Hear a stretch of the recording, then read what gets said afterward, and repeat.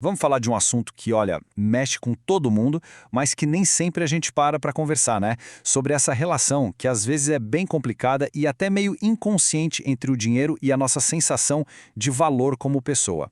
Para começar, vamos pro básico, né?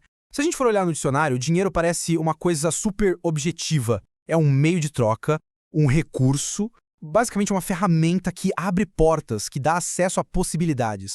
Parece simples e direto, certo? Só que a grande questão, e é por isso que a gente está aqui, é essa. Na nossa vida, no dia a dia, nos nossos sentimentos, será que dinheiro é só isso mesmo? A resposta, como a gente vai ver, é bem mais complexa. Então, vamos guardar essa primeira ideia. O dinheiro visto de forma bem prática, como uma ferramenta. E é exatamente aqui que as coisas começam a ficar mais interessantes. Porque na prática, é muito raro o dinheiro ficar nesse lugar neutro, de ser só uma ferramenta. Ele acaba se misturando com uma coisa muito mais profunda, que é a forma como a gente se enxerga. E como é que a gente percebe isso na vida real? Bom, talvez algumas dessas situações soem familiares. Sabe aquela mania de ficar comparando o próprio salário com o dos outros? Ou aquela sensação de que, mesmo recebendo um pagamento justo, por dentro parece que não foi o suficiente? A dificuldade de botar um preço no que a gente faz, ou até mesmo evitar completamente o assunto dinheiro, tudo isso são pequenos sinais dessa mistura. O que está acontecendo, no fundo, é uma conversa silenciosa entre duas coisas diferentes.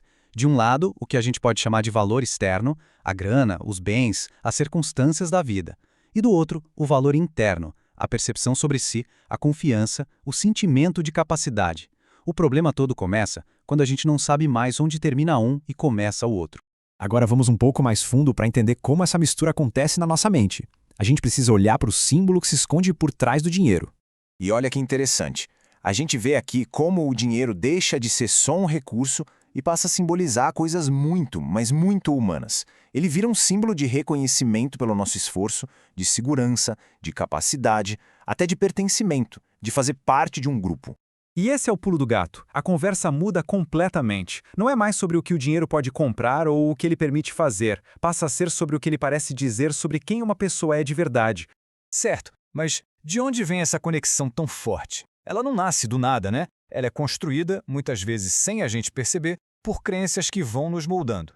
Pensa naquelas frases que a gente ouve desde pequeno. Por exemplo, essa aqui: dinheiro é difícil.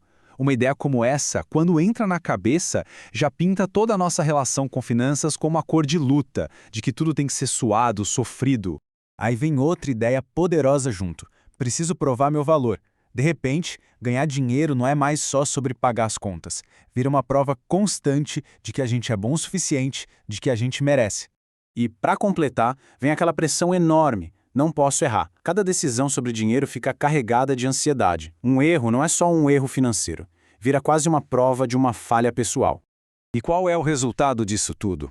É que a gente entra num ciclo, muitas vezes sem nem se dar conta, de tentar consertar um sentimento interno com uma ferramenta externa.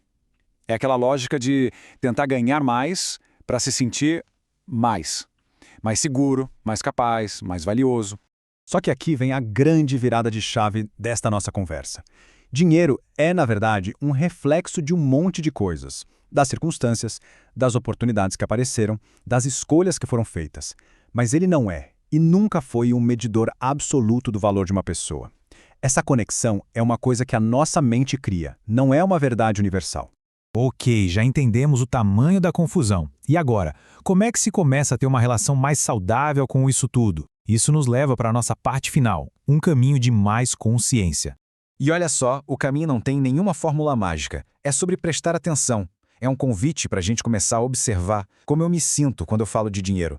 Quais são as minhas reações na hora de receber, de gastar, de negociar um valor. É basicamente um exercício de notar onde a coisa flui e onde ela aperta. E para que fazer isso? O grande objetivo é começar a separar as coisas. É conseguir olhar para o dinheiro e reconhecer o valor que ele tem como recurso, que é super importante, sem deixar que ele vire a única régua para medir o valor pessoal. É literalmente desembaraçar esses fios. Porque, no fim das contas, a gente está falando de duas naturezas de valor. Tem aquele que o mundo mede por fora, em números e conquistas. Mas tem outro tão ou mais importante que a gente só consegue reconhecer por dentro. E esse não precisa de validação de ninguém. E assim a gente termina com essa pergunta, que na verdade resume toda a nossa conversa. o quanto da percepção de valor que uma pessoa tem sobre si mesma está amarrada naquilo que ela tem em comparação com aquilo que ela reconhece em si mesma. É uma boa reflexão para a gente levar daqui, não acha?